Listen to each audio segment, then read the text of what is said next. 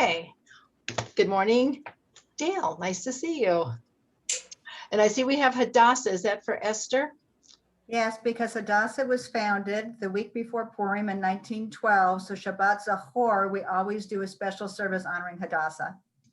I love it. And that's wonderful. And thank you, because our topic is going to be about Shabbat Zachor. So you read my mind. So that's wonderful. Such a great story. Okay, why don't we start with our blessing? But before we do, I just want to say that I was asked if we could have our learning be in the merit of giving strength to Esther Yoella Bat Paula. So we want to wish her strength for what she's going through, and everybody who is ill and suffering any kind of anything should have a refuah shlema and only good things in their lives. And welcome everybody. Hello, Andy and Marcia and Rena. It's nice to see you. And Tamara and Cindy and Lois. Nice to see you. Okay, hold on 1 second. There's just 4 people who entered. So let me just bring everybody in.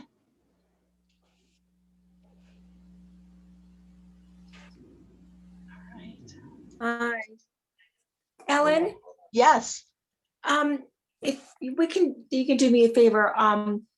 There was an incredible teacher when I was in Baltimore, and actually I'll have her Hebrew name, who is in the hospital. She's very ill, and we've been saying to Hillam and all that. And I thought maybe if we could have this class in honor of her and Absolutely. and help her healthy. Absolutely. A refuah shlema. And it, yes. And what's her name? And I will give you, and I'm going to tell you, it's Rivka Esther Bat Mendel. Okay, Rivka Esther Bat Mendel. Or Mindel. M-I-N-D-E-L. M-I-N-D-E-L, Mindel. Well, it's appropriate too that her name is Esther, because that's what we're talking about is Queen Esther, Esther Hamalka. And so that's perfect. And the even mentioning her name should give strength to her. Yeah, please. It would be wonderful. Thank you very much. Okay. It was very important in my life. And hello, Darlene. And you're on mute, but I also want to say we have Darlene Schwartz from Houston, Texas. And I just want to say that we should have also in mind all the people who are suffering in Texas from the storms and no power and no water and freezing and dark and cold. And I just can't imagine. So Darlene, I'm glad you have power today and that you were able to join us.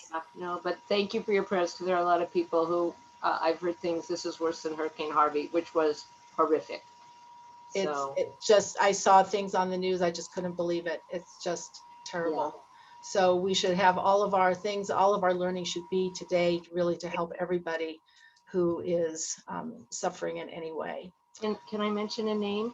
Yes. I have to run. It's Yehuda HaKohen Ben Sarah Rivka. I may miss the middle name. Should I run and get it, or is that enough? That's okay. We'll have. Okay. Yehuda HaKohen Ben Sarah Rivka. A refuah shlema. A refuah shlema. A successful surgery. Successful surgery and a refuah shlema, wise doctors, compassionate caregivers, and a strong family to take care of them. Amen. Thank you. Okay, thank you everybody for joining me. Hello, Marjorie. Hello, Wendy. Hello, Renee. And we announced your friend just right before you came on. So thank you for that message. Okay, now we'll say our blessing and we'll get started and hopefully have some inspiration to take us into Shabbos and into Purim next week. So I'll just announce now and we'll announce later. Next Thursday is the fast of Esther, and next Thursday night is the first Megillah reading. Friday morning will be the second Megillah reading. So we will have class even though we're fasting. I think it'll probably make the time go by. I'll just kind of go right through lunch. Maybe I'll just keep on talking instead of eating. So that's the fast will be next week for the fast of Esther. Okay. All right, let's start with our blessing. Baruch atah Adonai Eloheinu melech haolam asher bachar banu mikol hamim v'natan lanu et torato. Baruch atah Adonai noten haTorah. Welcome everybody. This week's Parsha is Parsha Teruma. Parsha Teruma launches the beginning of a series of Parshas, which are focused on the contribution and the building of the Mishkan, the portable sanctuary that the Jewish people had and enjoyed for the 40 years that they were in the Midbar, in the desert, but even more so for over 400 years in the land of Israel. Before the temple was built in Jerusalem, the Mishkan stood. It was a couple places. Its main place was in a place called Shiloh. If you come with me on a trip to Israel, a women's trip, we go to Shiloh and you can see where it was, and it's just really fascinating. And it's very open, and it's not built up like Jerusalem, so you can really picture it being there. And the Jewish people coming from all places. I think I've shared maybe before, but I'll share again, that when archaeologists were going through the area, they couldn't figure out why they were discovering broken plates all over on the surrounding hills around Shiloh. And they couldn't figure it out. It's like it didn't make any sense. And they were trying to figure out what it was. And these archaeologists were in a markolet, like a little store, and they were talking about it. And there happened to be a rabbi standing in front of them who turned around and said, well, I know what they are. And it's like, how would you know what they are? He said, well, because when the people would come, and some of the offerings were Thanksgiving offerings, you would come and you would eat, you would bring the sacrifice, but you ate the food. It was like sponsoring a kiddush. But the dishes that you had couldn't be taken once the dishes, because they were pottery, just like for the laws of kashrut, pottery absorbs. So because it would absorb whatever from, the gravy from the meat, they could not be taken home. They could not be taken out of Jerusalem, and they couldn't be washed either. So they just had to be left there. So they just broke them there and then left them there. And so that's why they were found all these plates. It was like, oh, we should have just asked a rabbi instead of trying to do all this archaeological whatever. So it was a very simple answer. And so because you could eat as long as you could see the Mishkan, so as long as you could see it, so from the surrounding hills, you could take your picnic and your barbecue of your Thanksgiving offering, and you could take it on the surrounding hills, eat there with your family and friends, with your plates that you brought, but then you would leave the plates there because they could not be taken outside of that holy area. You're talking about Shiloh, right? Yes, Shiloh. Okay. I think you mentioned Yerushalayim. Yes. I think it was just in place, but would that be the same thing in Yerushalayim? Yeah, so Yerushalayim had a slightly different thing because of the walls. So once you had walls, it was like in the walls, outside of the walls, but Shiloh didn't have walls. It was, the Mishkan was there, and then the hills were open around it, surrounding it. So people could sit on the surrounding hills, and as long as the Mishkan was in sight, it was considered within the area. So yeah, it's all very interesting. So come to Israel with me and we'll go to Shiloh and see all that. Okay, so this is Parsha Truma. There are the most number of Parshas that deal with the Mishkan than any other subject matter in the entire Torah. So it is something worth studying in and of itself. And that being said, we're not going to talk about it. Instead, we're going to talk about the other piece, which is this Shabbos. And this Shabbos is called Shabbat Zachor, the Shabbos of remembering. And Shabbat Zachor is always the special Shabbos that comes right before Purim. So that's because, what are we remembering on Shabbat Zachor? We are remembering what Amalek did to the Jewish people. Amalek were the nation that attacked the Jewish people after we left Egypt and after we crossed through the sea. It's the end of the Parsha called Bishalach, which is the Parsha of the splitting of the sea. And then the tribe of Amalek, the people of Amalek attack us. They attack just out of pure hatred for no reason. The Jewish people were not doing anything by any stretch of the imagination. We had just crossed the sea and we were just in the desert. We weren't on their land, nothing. They just came out and attacked the Jewish people. Haman is a descendant of Amalek. He comes from that people. The king of Amalek was a man by the name of Agag. And Haman is identified in the Megillah as Haman ha'Agagi, Haman the Agagite. So he was a descendant of King Agag. So because we're coming to Purim and we're talking about Haman and the Amalekites, so we remember what the Amalekites did to us. Now, here's where we're going to take a little bit of a shift. Even though every year we are commanded to read this portion from the Torah, and if you have it in the Chumash, it actually comes from Parsha Ki Tetzei, which is in the book of Deuteronomy, the book of Devarim. It's on page 1067 if you have this Chumash, but if you just have a regular something, it is chapter 25 of Deuteronomy, verses 17 through 19. And the way it starts out, which is how the Shabbos gets its name, the very first word is Zachor. Zachor et asher asa lecha Amalek v'derech b'tzeitchem mimitzrayim. Remember what Amalek did to you on the way when you were leaving Egypt, that he happened upon you on the way and he struck those of you who were hindmost, all the weaklings at your rear, when you were faint and exhausted, and he did not fear God. It shall be when Hashem your God gives you rest from all your enemies all around in the land that Hashem your God gives you as an inheritance to possess it. You shall wipe out the memory of Amalek from under the heaven. You shall not forget. Lo tishkach. The wiping out the memory of Amalek comes, this is the origin of our drowning out the name of Haman when the Megillah is read, because that's considered wiping him out. We wipe out the sound by, booing and hissing. Some people have the custom of writing Haman's name on the bottom of their shoe, like in chalk, and rubbing him out, literally rub him out, because the word is to timche. So that comes from the word that means to erase. So literally we are erasing Haman when we stomp out his name, or we are shouting him down and blocking out the sound of his voice for the Megillah. So that's where this comes from. This is read on the Shabbos before Purim.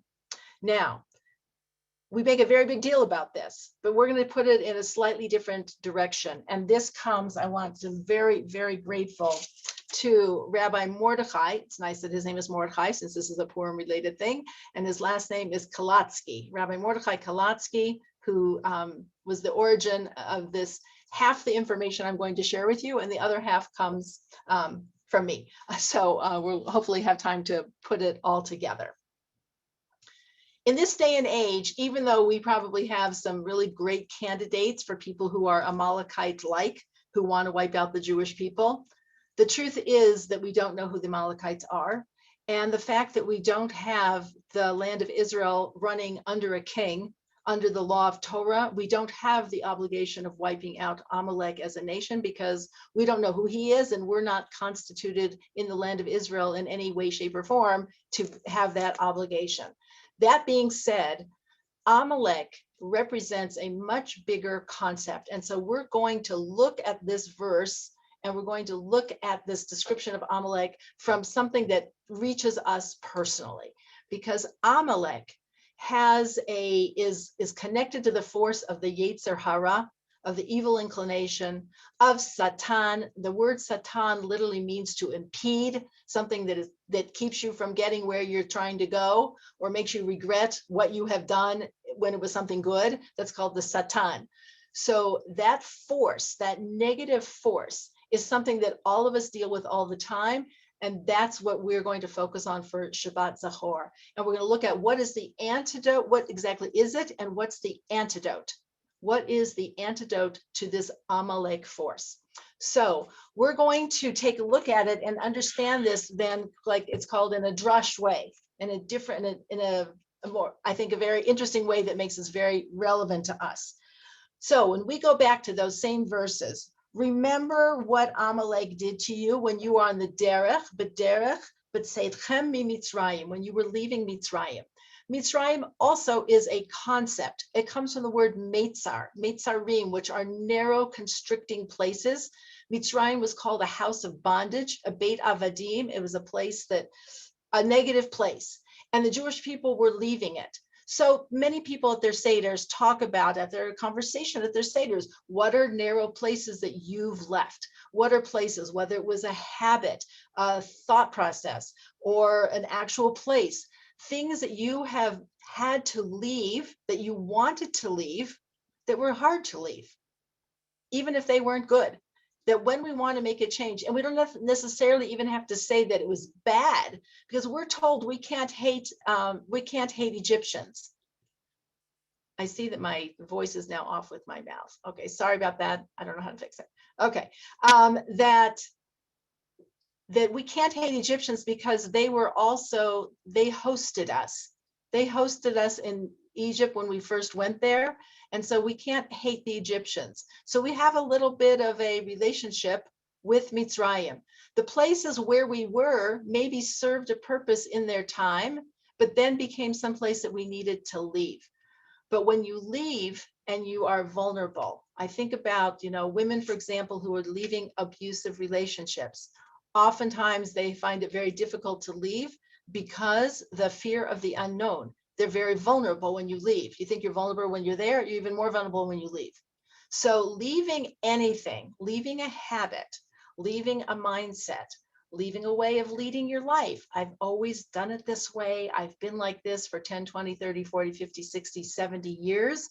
A person who is leaving that kind of a situation to head off for the promised land is in a very vulnerable place. And when they are in that place, we are susceptible. So think about something like, just even thinking from the perspective of you're starting a new eating plan. And so you're leaving behind, the Twinkies and the Fritos, and you're heading off into the new land of healthy eating. And as you leave, you're Mitzrayim, but you're not at the promised land yet. When you're on the way, what happens? What happens? So if you want to unmute and offer anything, anybody want to just, we're on 2 pages, so I can't see everybody, but if you want to unmute and volunteer, what happens when you're in this place? Andy. You might be really anxious about, did I do the right thing by leaving? Okay, you're going to be anxious about, like, was this even like the smartest thing to do? Like, there's anxiety about that. And why? So even if you decide, okay, it was the right thing, what else can happen then? What else happens? You may latch on to another bad habit. Okay, you're so you find vulnerable. something else bad along the way. Okay, exactly, because we're like, okay, Patricia, what else can happen? You can go back to where you came from, where at least you knew what you were dealing with. Right. Okay. So you're going to go back because you knew the comfort of something that is known is very much kind of like pulls us back. Patricia, what were you going to add? Just give in to temptations. Okay. Temptations along the way. So I have a woman who I was speaking to. She started an eating plan. And she was in the grocery store. So I'm not sure exactly why she was walking down the cookie aisle, but she was. But she was like, she says it was like running into your ex, that it was like, I miss you so much. And it was, it was like, why did you walk there? So we've got temptations. Renee, what else do we have? I'm sorry, I forgot it, but that's okay. If you remember, that's okay. Come back on. So Helene, yes. So when I left Baltimore 12 years ago and came here and had no idea, it actually, in some ways, it was kind of really wonderful because I didn't know what was going to happen to me. So I was open to whatever that was. So instead of being a negative, is more of a positive. So you can certainly have a positive reaction to that. You absolutely can. You absolutely can have a positive, and that would be ideal. Yes, Renee. Yeah. Okay, so Helen or Helene, she helped me remember. Helene, thank you. What could happen is being so closed off, because being so fearful, like, I'll never do this to myself again. And if something is really beautiful and right in front of your feet, you're going to be closed off. You won't even be able to receive it. Yeah, so we can be like completely locked in. Yes, Karen, hi. I think you're going to have new experiences and new feelings, maybe some that you're not, aware of in your old state. Your new state will offer that. Exactly. Okay, so we have all of these positive things, which is probably why you set off to begin with, because there has to be something. People don't just leave things for no reason. It's not like people are bored with their life. I'll just go do something. I shouldn't say that. I guess some people are bored with their lives. I'll just go do something different. But there's something new that can happen.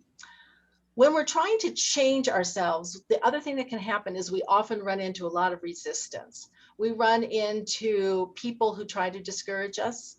Like, you're going to do that? You know, you've never done that before. How do you think you're going to do that? Like, you don't have it in you, or you're only doing it a little bit. You're not doing it a lot. You know, people often say this to me on their spiritual journeys. You know, I'm going to stop eating shellfish, but I'm not stopping to eat bacon. So like, what? You're such a big religious spiritual person now? It's like, so people can poo-poo like what we're doing, that it's like not enough. Or we ourselves might think like, what kind of a hypocrite am I? You know, that I don't have it in me to do it. Or I'm not sure I can really do it and carry it out for a long term. So it tends to be like, I've never done it. I don't think I can do it.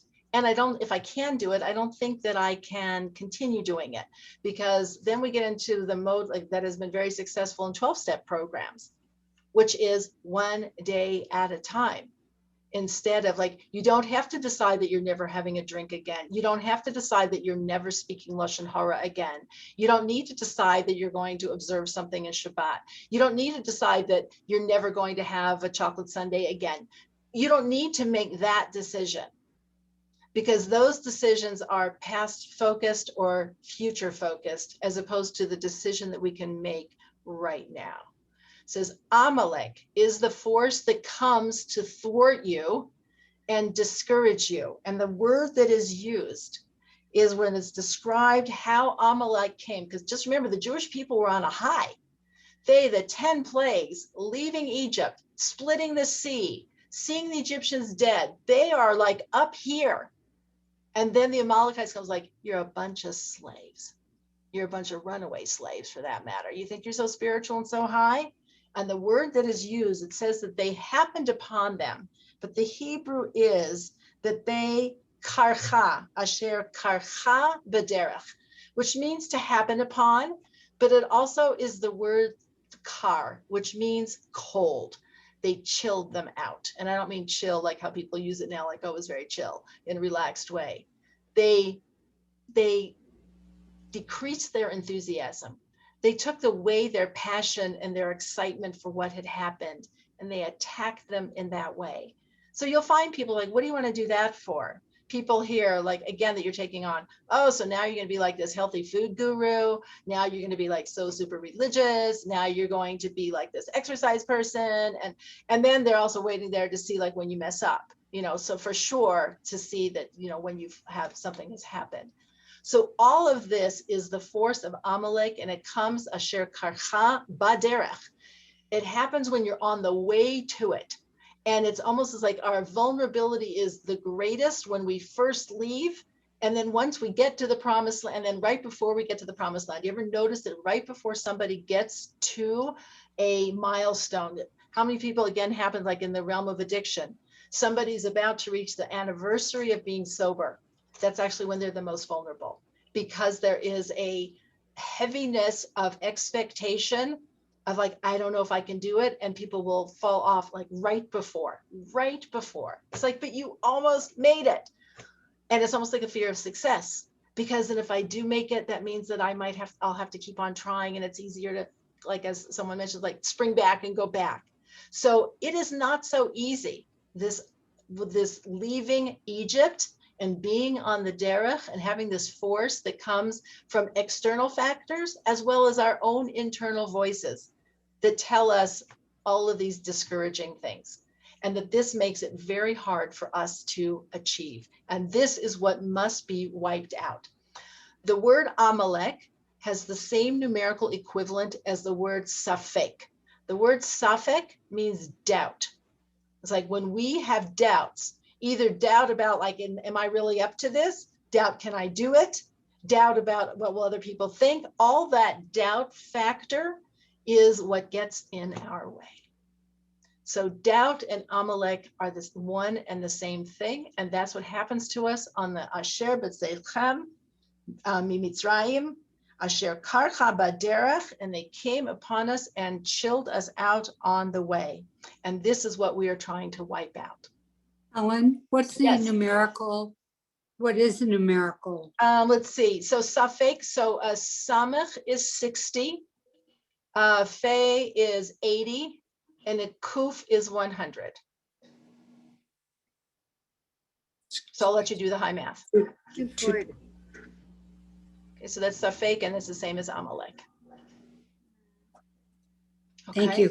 so just keeping that in mind is like when those doubts come, you know, that's what it is. I mean, you know, even thinking about like, you know, of our going to Israel. It's like, oh my gosh, I don't know the language. I don't know really anything there. How are we going to do it? Like, we won't understand anything at the bank, at the doctor's office, at the store. I don't understand anything. Like, we're going to be 65. Aren't we too old for this? What are we thinking? You know, all these things for any decision that people are making, that whenever there's something that is a huge opportunity, all of those suffix, all those Amalek ideas are going to come up. Now, what's challenging is that we are supposed to be thoughtful people. It's not like we're supposed to just like barrel headstrong into something without thinking.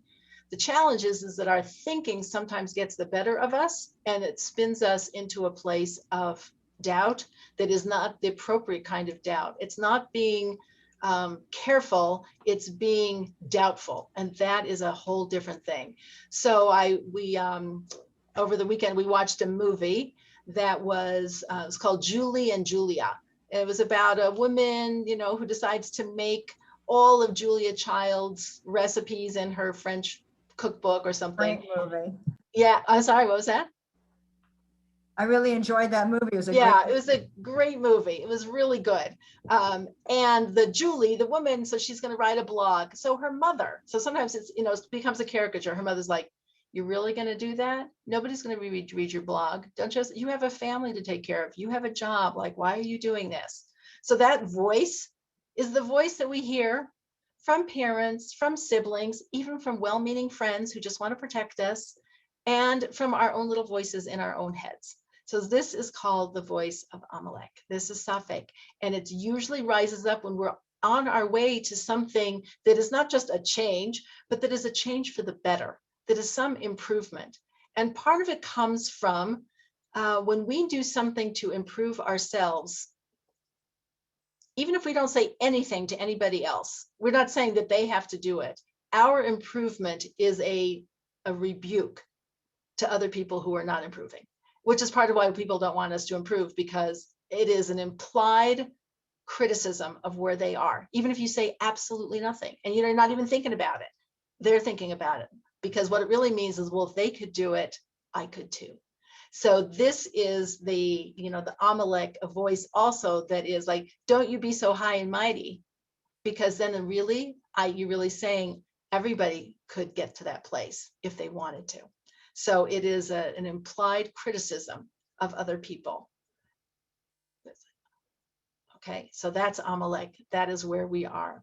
So what is the antidote to this? It says the antidote to this we find in the Megillah, and we find it with Queen Esther. It says a person needs to marshal their strength and think only, when I say think only about the present, I don't mean forget the past and forget the future. It means to not live in the past with the mistakes, the regrets, and the things that we feel define us. We are not defined by what we did 5 seconds ago, let alone for the past 10, 20, 30, 40, 50, 60, or 70 years. We're not. Any moment we can change. It's just that we feel a weight, a mitzrayim, like wrapped around us, like a ball and chain dragging us. But that's an illusion. That is an illusion. And the future is like, we can conjure up all sorts of things. You know, we're doing it with the pandemic and with the weather and the politics and everything else. Like, what if, and we freak ourselves out. We freak ourselves out. I don't know if I already shared this with you. I was already started to freak out that I happened to read that Israel is due for a huge earthquake right along the Jordan, like right in front of our apartment. I'm like, oh my God, no, this is an earthquake, you know, and like we're like on the cliff or something. So I'm like, okay, I cannot worry about an earthquake. You know, I'll just have to plan to be different place at that time. I mean, I don't know. It's like, and then, then there can be an ice storm, and then there can be this, there can be whatever. So we can freak ourselves out with those kind of worries. And the truth is the future and the past, they don't really have a real existence for us, other than to be a source of wisdom or inspiration that we bring to this present moment that we live in. And we see that Esther is the model of this. And so if you have a Megillah, or if you have your Chumash and want to turn to the Megillat Esther, we have a very interesting scenario, which I think everybody is familiar with, that when Mordecai approaches Esther about the plot, this is on page 1256 if you have the Chumash, and it is chapter 4, verse 12. Mordecai has found out about the plot, the decree against the Jews. The message is given to Esther, and Mordecai says that Esther should go to the king, and Esther says, I'm sorry, go back to verse 11, chapter 4, verse 11. All the king's servants and the people of the king's provinces are well aware that if anyone, man or woman, approaches the king in the inner court without being summoned, there is but one law for him, that he be put to death, except for the person to whom the king shall extend the gold scepter, so that he may live. Now I have not been summoned to come to the king for the past 30 days. So here's going to be Esther's argument. It's not in the text. Her argument is going to be to Mordecai, this decree against the Jewish people is for 11 months from now. Okay, the plot was announced at Pesach time, right before Pesach, for the following Adar. Okay, so it's 11 months later. Esther's going to say to Mordecai, how about we just wait a little bit? Like, he hasn't called me for 30 days, but, why don't we wait till he calls me? And then I have, then I'll at least have the authority and permission, and I won't be risking my life. And Mordecai is like, got to do it now, because we don't know what's going to happen tomorrow. And this is the time right now. And then Esther, and she says to, and he says to her, don't imagine that you will be able to escape in the king's palace any more than the rest of the Jews. If you persist in keeping silent at a time like this, relief and deliverance will come from someplace else, but you and your father's household will be lost. It's not just waiting. Waiting is a passive thing. If you persist in keeping silent, you are actually doing something wrong. It's not just I'm waiting for the future. You're persisting in keeping silent at a time that is a crisis. The time to act is now. And Esther hears that, and she says, and if I perish, I perish. Because right now, not only is she risking her physical life to go to the king, but she's risking her spiritual life as well. We are not going to talk about the halachic aspect of this because I find it confusing and I don't know enough about it, and it sounds terrible. But just so you know, according to most of our commentaries, Mordecai and Esther were husband and wife, in addition to being cousins. If a woman is abducted and she is raped, there's nothing against her. We don't have this like honor killing thing. She is innocent. If a woman who is married goes voluntarily to a man who is not her husband, she can never return to her husband. Esther going to Achashverosh, they don't tell this in the Purim play that we tell our kids, but going to him wasn't just going to him, it was going to him voluntarily. If he summoned her, that's one thing, but if she goes voluntarily, then she will never be able to be reunited with Mordecai as husband and wife, regardless of how things turn out. So when she says, if I perish, I perish, it's perishing in I could lose my head, and I'm perishing in that I am like losing my future of what my life could be with Mordecai. Again, it's a complicated thing. I don't understand it, and you think they're like whatever, but that's the scenario. And in fact, that does happen. She never does go back to Mordecai, and she stays with Achashverosh, which ends up being a good thing because she gives birth to a prince who becomes the king, who then gives the money to rebuild the second temple. So it all works out in the cosmic, and sometimes, you know, we are we are heroes that we weren't necessarily looking to become. But this is what is going to happen to Esther. So once she comes to this place, she is now living completely in the present. She has a mission, which is to save the Jewish people. She has, like, what happened was, I haven't been summoned. I'm sitting in the harem. And Mordecai says to her, how do you know that if it wasn't for this very moment that you became queen? Like, it was all here because she's been a queen for a long time. This doesn't happen like lickety split after it's not the way we read it in the Megillah. This happens over a long period of time. So Esther then rallies. She tells everybody to come together, fast for her. And then at the beginning of chapter 5, verse 1, it said, now it came to pass on the third day, Esther donned royalty. It's like, what does that mean? She was in her sweats and she put on her queen robe and her crown. Like, what does that mean? She put on royalty. So we have to understand what royalty is from a Jewish perspective. Royalty is about sovereignty over one's self and taking full responsibility for oneself. And if you are the king, taking responsibility for your kingdom or your queendom. This is what royalty means. To put on royalty is before she had been selected king, queen, but she hadn't taken on queenship as her own identity. So it's one thing if you win the prize, you know, queen for the day, you're now the queen of Persia.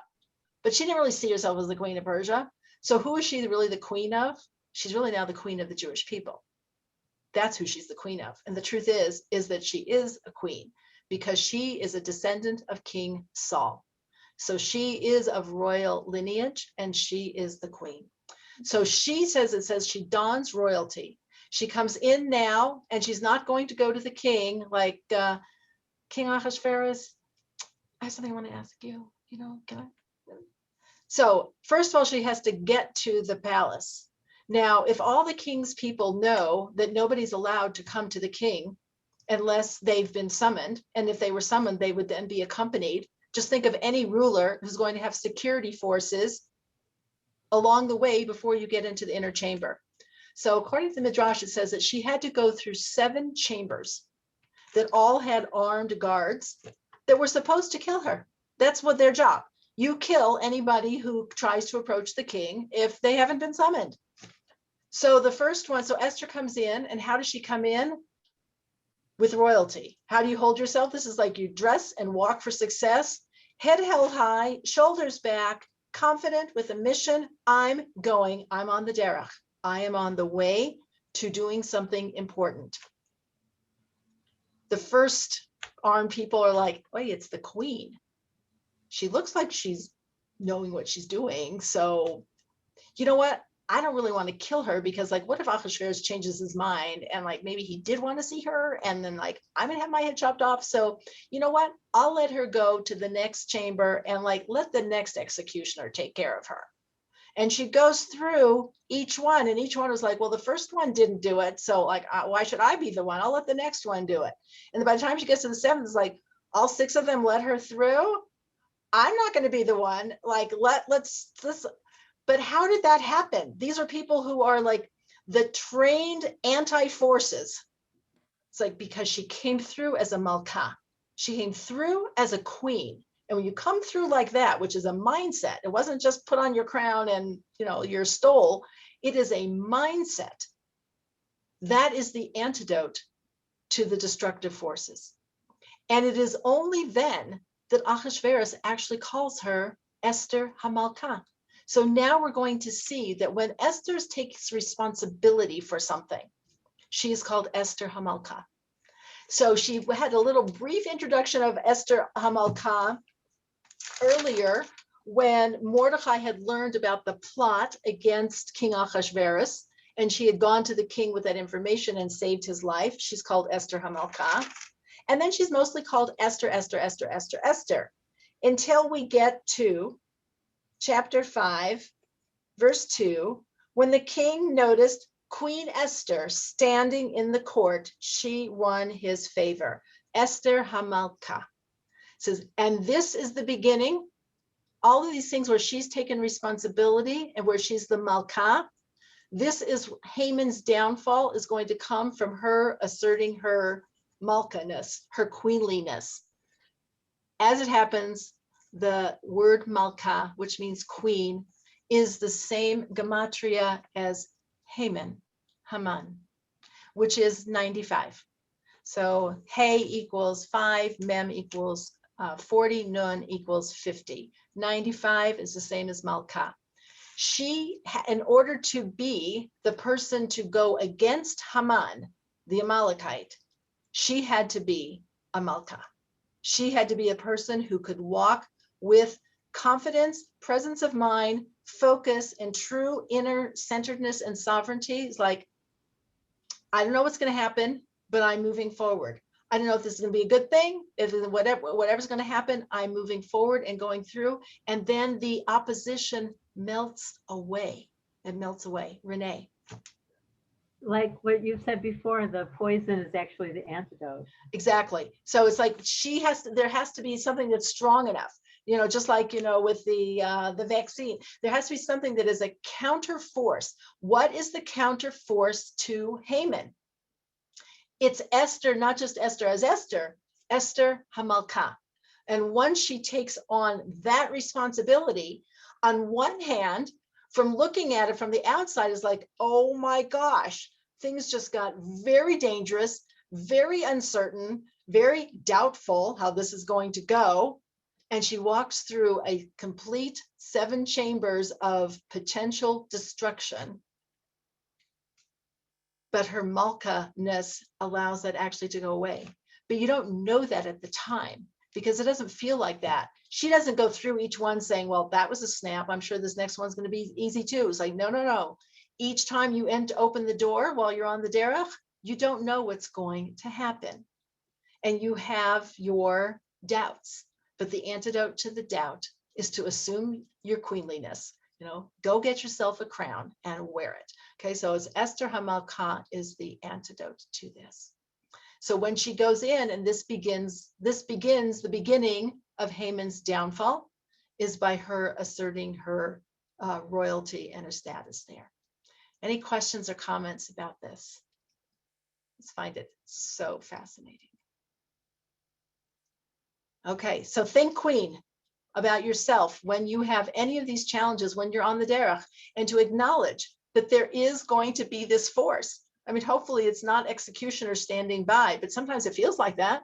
Sometimes it feels like the forces that are out there to thwart us, whether they're in our own mind, our own voices, or coming from other people or other scenarios, that this is part of it. This is the nature of it. It's not like, well, I could do it if I just wouldn't have any resistance. It's like, that's never going to be how it is. That is the anti-definition of what it means to be on the road, leaving a Mitzrayim and on your way to someplace better. That's just the definition. So if we know it, then we can say, okay, I recognize this. I recognize this for what it is. This is, you know, the Yetzer Hara. This is Satan. This is Haman. This is Amalek. These are the doubts that are raising up, and this is part of it. So this is more like being a skier and you're a slalom racer. You're not surprised that they have all those things up there that you're supposed to be going around. I mean, I wouldn't do it, but if you're a slalom racer, you do. So you go around it because that's what it is. So that's how you get to, and the process of going through it is what builds you to be able to achieve what you are aiming for, because you can't be the same person. It's not going to work. You can't be the same person leaving as the person who is going to arrive at your next destination. That growth process is going to involve something, and it's going to be able to withstand those doubts primarily. And it comes from being a Malka. And then you have the power to overcome that force. And it also involves moving quickly and not overthinking, So what I want to spend the rest of our time talking about is like, how do we do this? Like, what's a tool to use? Now, I gave this class a long time ago. Let's see, when was it? In 2018. Okay, not that long ago. A while ago. It bears repeating. there is a wonderful book called The 5-Second Rule. The 5-second rule is about how to overcome procrastination, sitting around, not moving forward, etc. And it's about a woman who was able to do this in her own life. Her life had really come to an emotional standstill of depression, and she just couldn't move. She was just overwhelmed. And she was watching a show. She was watching a rocket launch and watching the countdown, how they count down, 5, 4, actually they start at 10, 10, 9, 8, but get down to 5, 4, 3, 2, 1, blast off. But they never count up. You don't go 1, 2, 3, 4, 5, because you can always go 6, 7, 8, 9, 10, 11, 12, 13, 14, 15, 16. That's like snooze. Oh, I'll go in 25 seconds. No, make it 25 minutes, make it 25 hours, make it 25 years. Okay, so when you're counting up, we tend to add, but when we count down, it inspires us to move because there's no place else to go. If you say 5, 4, 3, 2, 1, get up. 5, 4, 3, 2, 1, sit down. 5, 4, 3, 2, 1, close the refrigerator door. Whatever it might be, there is something compelling about that. The act of counting, it says, is a different part of our brain than our feelings, which is why if you are angry, they say count to 10. It's not just the elapsed time, it's the act of counting is a different part of your brain that is not about how upset you are. So when you shift gears, it puts you in a different place to act. So this 5, 4, 3, 2, 1 is how to motivate ourselves to get to a place when we are in an Amalek moment, when we are in a Safek moment. So I thought this was really, really fascinating. I just love learning things about the human mind, trying to understand my own. So this is something I put together, and I would love to contact the author who's not Jewish, but I would love to like add this to her book. Anyway, so I looked up in Hebrew the way you say second, and one of the words for second is rega, such as like rega, like a second, rega. And if you take the gematria of the word rega, equals 273. Rega equals 273. 5 seconds, 5 regas, is equal to 1,365. 1365. Like, okay. So I use my very powerful gematria on my computer and thought, does 1,365 equal anything that might be interesting from a Jewish perspective? And yes, it does. It equals the verse. He said, for the hand of Amalek is upon the throne of the Lord. The Lord will be at war with Amalek throughout the ages. This comes from the end of Parsha Bishalach, which is the description of when the Jewish people were at war. And it's saying that this is an ongoing battle. This is Exodus chapter 17, verse 16. And that entire verse equals 1,365. I'm like, that is so cool. Because since Amalek is all about the idea of this doubt and this kind of procrastination and not moving forward and not doing what we're supposed to do when we're supposed to do it, this is exactly in the situation when you need the 5, 4, 3, 2, 1, you need this 5 times rega, this 5 times second to equal 1,365 to move forward. So I just love that. What can I say? I just found that so inspiring. And then there's more. So the word rega is spelled resh gimel ayin. If you know Hebrew, it's very similar looking to the word regesh, resh gimel shin. In fact, an ayin looks like a shin with missing a leg. Okay, because an ayin has 2 legs, a shin has 3, but they're very similar shape. Okay, the word regesh means feeling. It says that's our problem, is that we need to move from the world of feeling. I'm not feeling like it.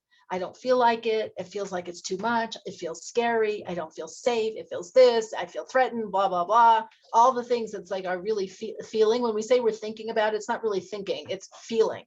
So these feeling thoughts, we need to change into seconds. We need to change that into rega, to move from regesh to rega. And then we can move forward. Okay. The word for Amalek, we said, is also equal, that Amalek equals 240, as does the word for doubt, Safek, which is 240.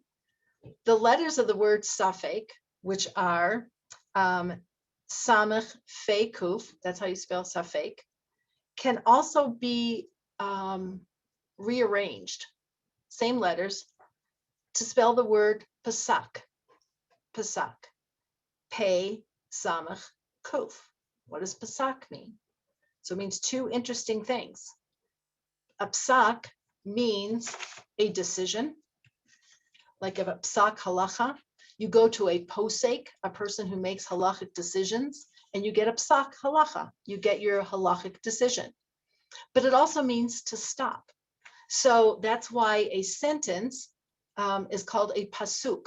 A pasuk, which is like, here are these words, and then it ends. If you learned how to read Torah or Haftorah, one of the melodies is like, Mercha tivcha, sof pasuk, like Mercha tivcha, end of the sentence. And that's what pasuk means, to stop. So doubts can take us in one of two directions, the same word.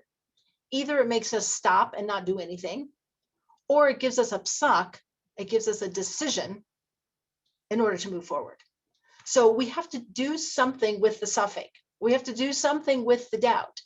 Either you move forward and make a decision with it, same letters, it's not even turning into anything else, same letters. Either it's going to stop you, stymie you, thwart you, all those words as you sit there overwhelmed with doubts, or you make a decision and you move forward. Because even a psak halacha, when people ask a rabbi for a psak halacha, they want to, like, what should I do? And what oftentimes they ask is because they don't know. I have doubts about what I should do. What should I do? And the rabbi will listen to all of the, all of the details. That it's kind of like going to the doctor. What should I do? Well, let me hear the details of your case, the laws that apply to that situation. And then we make a psak. It's like, well, how do I know it's the right thing to do? It's like, you can only know so much, because the suffix, the doubt, is going to stay there. So we have to live with it and rearrange the letters and turn it into psak. I made a decision about what I'm going to do. This is what I'm going to do. I don't know what's going to happen. I don't know. Is this move going to work out? I don't know. Is this the right job? I don't know. Is this the right house? I don't know. Is this the right spouse? I don't know. It's like, but I can't move forward with my doubts. It's like, yes, you can, because you can be just like Esther HaMelech. She's walking down the, like, do I know I'm even getting out of this next door alive? I don't know. Am I going to be able to get to the king? I don't know. Is he going to chop off my head? I don't know. Will anything I say even work? I don't know. It's like, we want to know how it's going to end before we move forward. It's like, well, if I could just see how it's going to all work out, then I'll be willing to move forward. It's like, well, good luck with that. That has no reality in our lives, because we're not God. So when we say God knows how it's going to work out, but we don't. So we turn that suffix, we turn that doubt, instead of into something that's turning us into a psak stop, it's going to be a psak go. It's going to be a psak, a decision to move forward. And I'm going to use those 5 seconds, that 1365 of those regas, to step away from the regesh of what I'm feeling. It's like, you know what? If you only go with how you're feeling, first of all, it's going to vary from moment to moment. One minute you feel like exercising, another moment, like I woke up, I didn't feel like exercising. It's like, that's not called a plan. It's like, what if parents did that with their children? I don't really feel like, making you breakfast today, kids. I didn't feel like getting up in the middle of the night and changing your diaper. Sorry, I didn't feel like it. It's like, since when is feeling the basis for our decision making? It's like, it's not so reliable and it's not very helpful. So we move from regesh to rega, and we say, let me just get moving and go to the place where I'm counting and I'm focusing on mobilizing my forces, making myself into this queen who can act as a malka and have this sovereignty and centeredness that propels me forward. And that's what actually gives me the courage. So it's the action gives the courage. Ellyn, is that Yes. similar to I will do and then I will understand? Oh, very good, Susan. That's great. Very good. A connection to Na'aseh v'nishma. Yeah. Some people are like, you know what? Yeah, I'll do it once I understand it and I have all my questions answered and blah, blah, blah. It's like, okay, when's that going to happen? It's not. So people have questions. You have to move forward with the questions. It can't be that the answering all the questions comes first. I mean, you even do this seriously. You go to buy a product and you go and you Google it and you read all the reviews. You know, whatever, 80% think it's the greatest thing that was ever created. And then those few people are like, this is the worst product I've ever used and they shouldn't have made it. Well, you know, this company should be sued. It's like, okay, do I buy this product or not? It's like, okay, what's my criteria? I'm 85% sure that it's going to be okay, and probably even more so because people usually only write when they're complaining and not when they're happy. So I'm going to move forward with it. So we don't ever have this absolute resolution of doubt. Even in the Sanhedrin, even in the Jewish court, in fact, it says if everybody in a capital case, if everyone voted the same way, the decision was thrown out because it's assumed that somebody was coerced, because you cannot have 70 people have the same opinion. It just doesn't work that way. Somebody's going to think it's a bad idea. And so it wasn't considered reliable. Like, so when we are trying to say, well, I need to be sure, it's like, no, you don't. You're not sure about anything you're doing in your life. Other decisions you've made, you've just made them with the best possible information you had. Bethan. So I want to unmute. Hi. Hello. I was just thinking of the idea of faith is usually poorly translated as a sort of certainty, but what it actually is willing to be in uncertainty to some extent. Absolutely. It's willing to live with the uncertainty and to move forward. And anybody who accomplishes anything is moving forward with uncertainty. You know, honestly, and if we really looked at it, we don't know from 1 second to the next what's going to happen. We have an illusion, and this is really a Sukkot conversation. We have an illusion of certainty and how we're going to do everything and have it all work out right. It's like, no, because you could be sitting in your sukkah and the whole thing collapses on your head. Like, well, you don't know. So we just walk around. I think now coronavirus is hopefully shaking that a little bit out of our heads, but it's human nature to want to think that we can have certainty and that we're going to get it. So the only thing we're certain of is that Hashem exists. I'm like, and that's what we say, God knows, and God's running the world. And that's where all the certainty is. And I'm good with that. I'm going with that. And that's the place to be. So as we're going through and we have this Shabbat Zachor, is just remember that when we're ever on our road, leaving any particular Mitzrayim, whatever the situation might be, it can be, again, emotional, physical, spiritual, something where you are moving, hopefully from one level, and you don't have to call it bad, just the previous level that I was at, that I'm leaving and going to go someplace else, that we're very vulnerable, baderach. We're vulnerable when we're on the way. And there are going to be forces that are going to karcha baderach, that they're going to chill us, whether it's our own voices, the voices of other people, doubts, fears, worries, etc. And that the antidote to that is to don royalty, is to be like Esther and go forward with complete uncertainty, but with knowledge that what she was doing was the right thing. And sometimes that's what we know. It's like, I know it's the right thing. I don't know how it's going to turn out.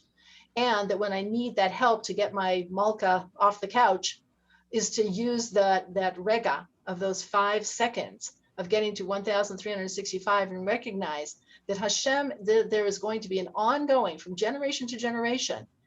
And I would say really from day to day, you know, we don't get out of this scenario until Mashiach comes.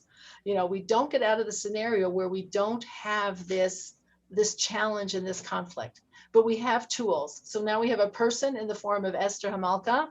And we noticed that right after she made the decision, after Mordechai gets through to her, she acts instantly. Go gather all the Jewish people, fast for 3 days, and then I'm going.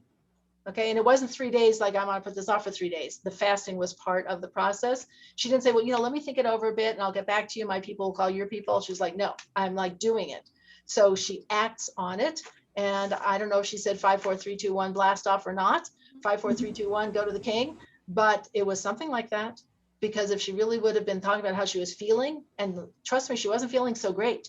You fast for 3 days, I don't care what other certainty you have, you're not feeling great. So she wasn't really feeling up to it in any way, shape, or form, other than knowing that her mission was the mission that she was meant to be on, and that she embraced. So God willing, for this Shabbat Zachor, we'll think about, you know, where we are and use Esther as our guide, think about the challenge that every single person faces in their life constantly. Anybody who's growing, which is all of us in one way or another, making decisions about one aspect of our life or another of where we want to be and leave one place and go someplace else, either physically really leave and go someplace, or every time we leave a state of being is a leaving of Mitzrayim to a new place that is our next level of our promised land. So God willing, we will be able to do that. And next Thursday, as we said, it will be fasting since it's the fast of Esther. And then Thursday night is the Megillah reading. If you have an opportunity to be in synagogue this Shabbos, it is a mitzvah, it's called Deoraisa of the Torah, to hear this Shabbat Zachor, this Torah reading about Amalek. And some synagogues, I think, are doing it on Friday in order for everybody to be able to hear it. So this is, you're not obligated to be there. I mean, it's wonderful if you can go other times, but this is one of the required readings from the Torah is this Shabbat Zachor.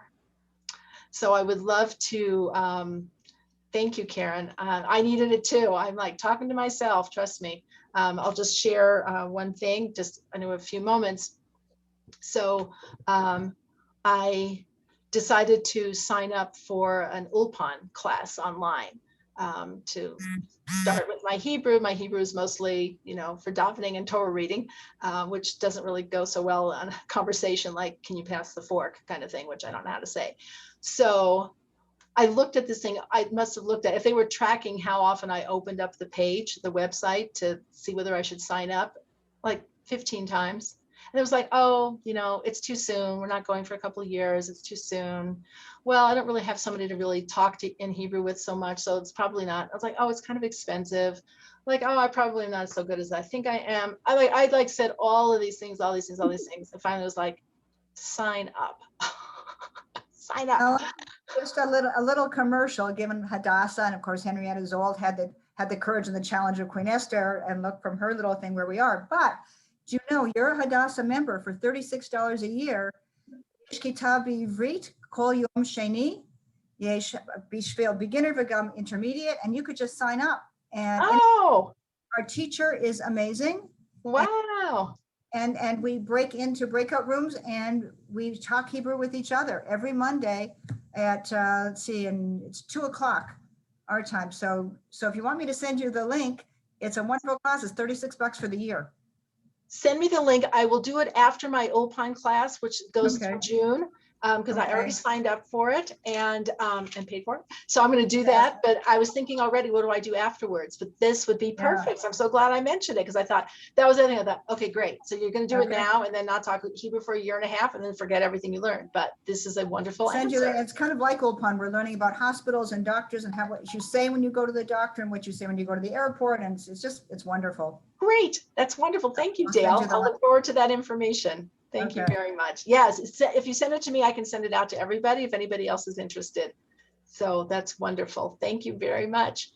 Okay, so see, and that's the other thing can happen to you when you're on the derech, when you're on the way, is there also people who help out, who, when you let people know what you're doing, not in a like bragging way, like I'm doing this, but like I'm doing this. Anybody have any advice out there for me, of how I might do this better? Is that there are angels along the way to help us. And it says, God helps us in the direction we want to go.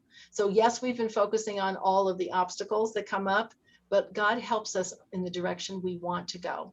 And God's help comes in the form of other people and websites and all sorts of other things as well. Ellyn, I know you bought an apartment. Are you making Aliyah in a year and a half?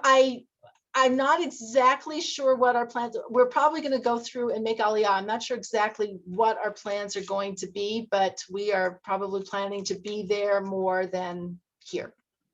And now that I know that we can do Zoom and I can do that from wherever I am, that makes me really happy. So we'll see.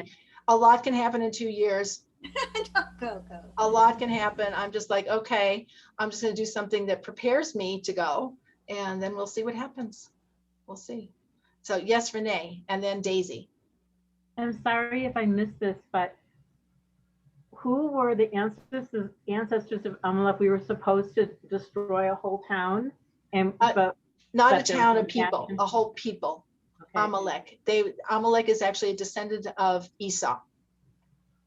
So we were supposed to go in and obliterate the whole people, but then the Jews felt compassionate and they decided. King Saul felt compassionate, and so he did not carry through because that, but he only felt compassionate for the other king. He didn't feel compassion for the other people. He felt compassionate for their animals and for the king. So he left King Agag alive, and the prophet Samuel was like, God just told me you're going to lose the kingship. And so then it goes to King David. That's then the kingship goes from Saul's line to King David.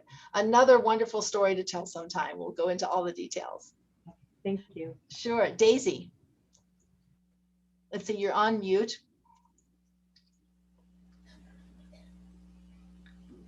I can't hear you yet.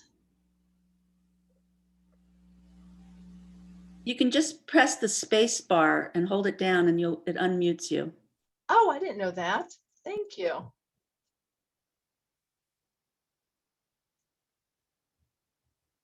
We can't hear you. If you want to write your question in the chat, that'd be fine. I'll be happy to read it. No, okay, I'm sorry. Daisy, press the space bar on your computer and hold it down while you're talking.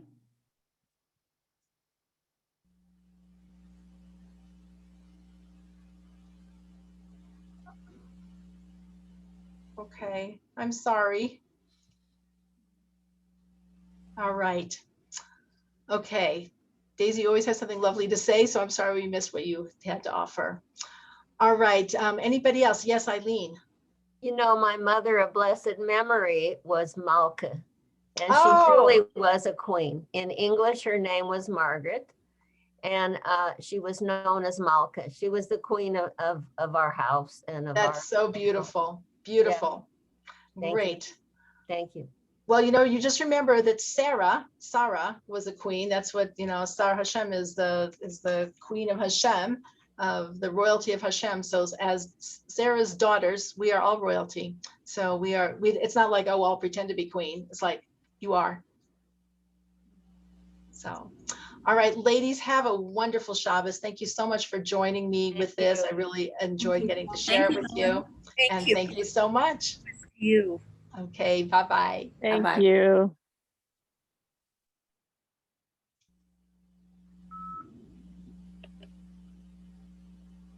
Hi, thank you so much, Ellen. Hi, Reva. Reva, hi. How are you guys doing? I'm happy you see you have electricity.